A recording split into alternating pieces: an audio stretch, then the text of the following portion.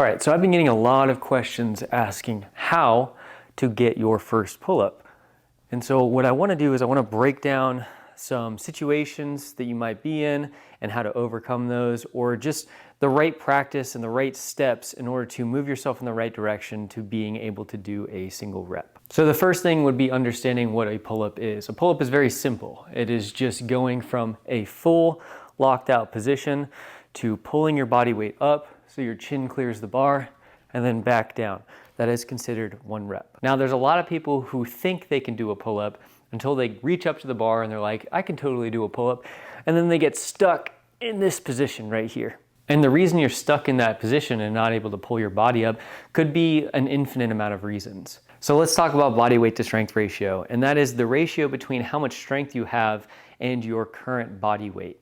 So I know a lot of very large people who can do a lot of pull-ups, 20 or 30 reps, but it's because they have stronger muscles that are used to their body weight. I also know very heavy people that cannot do a single pull-up. I also know very light people who cannot do a single pull-up. So it all comes down to where your body weight to strength ratio is, meaning how strong you are in your current body weight. And that's all going to stem from the basis of your current athletic level. And that could be from weight training or calisthenics or whatever realm of fitness you do, just your current level of strength at your body weight. I know I've said that a lot, but it's super important. Like take me for example. I'm 170 pounds, but I can pull 180 pounds additional weight on my body because all I've focused on is my body weight to strength ratio. As a rock climber, I try to stay as light as possible while also being as strong as possible. So let's start with the basics of weight training and what muscle groups are involved. I always consider the best method of training and starting out is training the furthest point of contact. So that would be our hands on the bar. Our hands are attached to our forearms and our forearms are attached to our upper arm, which is our bicep and tricep and all that. Well, let's focus on the pulling muscles within all of these categories. So taking the arm as a whole, a hammer curl or bicep curl works out pretty much all the muscles in those areas that will be used in a pull-up. An even better exercise would be a bent over row, because now we are engaging our lats as well, while also engaging elbow flexion and all of our forearm muscles, including our grip, because we are holding on to a heavy weight, which means we have to be able to hold on to it to activate all those other muscles, which is exactly what translates into the pull-up strength. Another thing that people run into is scapula stability problems.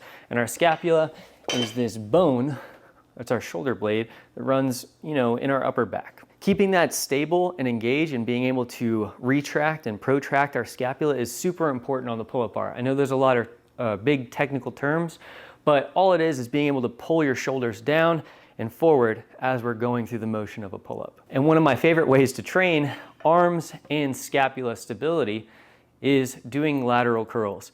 And I know these are very controversial in the weightlifting industry, but these, like in this position here, if I were to go limp, my arms would fall by my sides.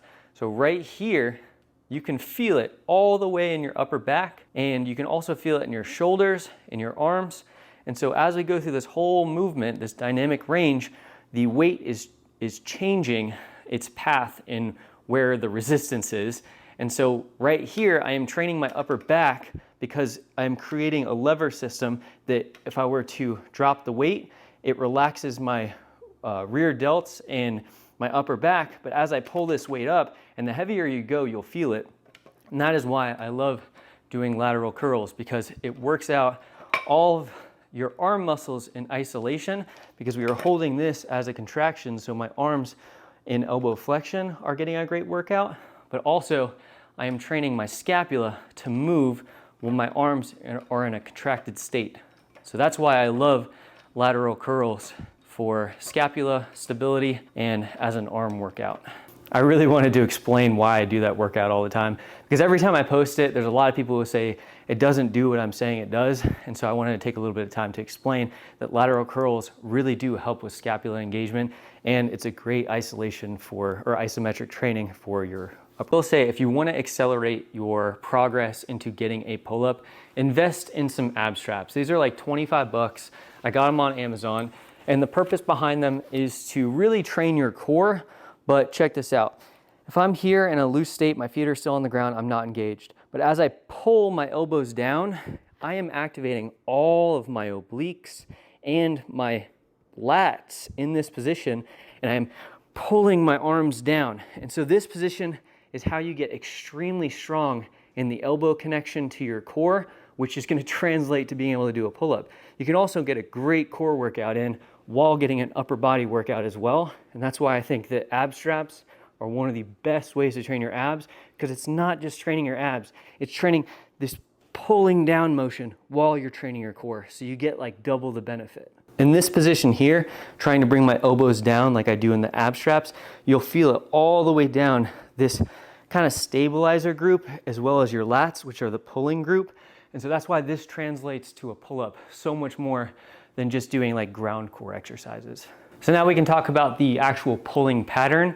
If you're new to this, it doesn't matter if you do thumb underneath the bar for your grip or thumb over the bar. I like to change it up between the two, but I've also been doing pull-ups for a very long time. So do whatever feels the most comfortable for you.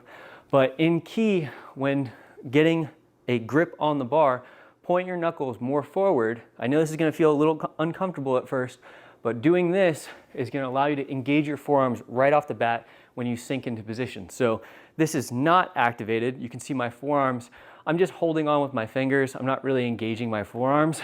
But if I were to rotate my knuckles forward and do that semi-false grip is what it's called, I am now activated in my forearms, and you can feel yourself like a tight rubber band in this position, and it generates so much more power going into the rep. The next cue I'm going to tell you is to pull your elbows slightly inwards. You want to almost rotate them inwards and then pull them down, because that's going to generate all this power. Think about all the power coming inwards as you're going upwards.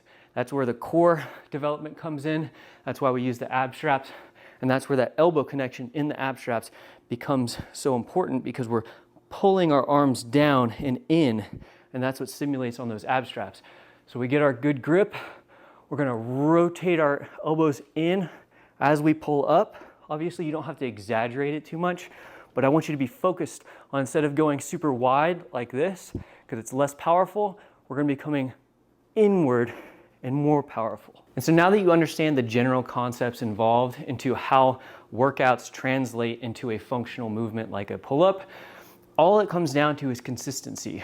Getting the tools you need in order to complete the exercises and the workouts. There's going to be no golden rep scheme to do. I have some programs that I offer that are more cookie cutter, because it lays out a rep scheme, how many sets to do, how much time the general workout is going to be, and what the focus is behind it.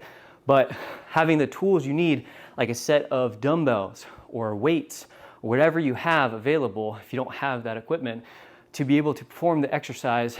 And I would suggest getting the most ideal equipment, if you can afford it, which would be a set of dumbbells, some ab straps, and a pull-up bar.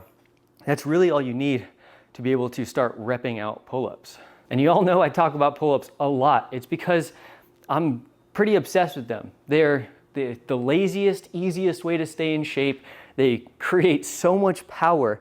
And as you progress in them, you get this like crazy excited feeling that when you work out and you're able to move your body through space in such a natural, easy, and fluent way, there's just something relieving about it. Like it's so peaceful to know that I'm like strong enough to be able to move my body around in certain ways. And you can even start challenging yourself, like get on the bar and start trying to, this is extremely hard, holding with one arm and trying to do a single arm pull-up.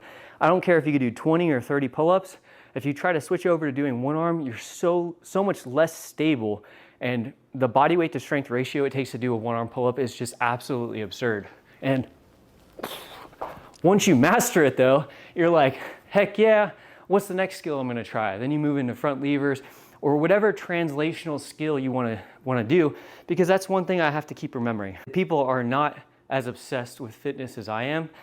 I am a coach, I am an athlete, and I love the way it feels to be in shape, but I get it. It's a byproduct of what I do every day. And I get that a lot of people aren't focusing their world around becoming an athlete, around becoming the most physically in shape they can, and that's fine. But I do think having some sort of relative strength that translates into making your everyday life a little bit easier is super important. And hopefully y'all start doing pull-ups, and hopefully this helps a little bit.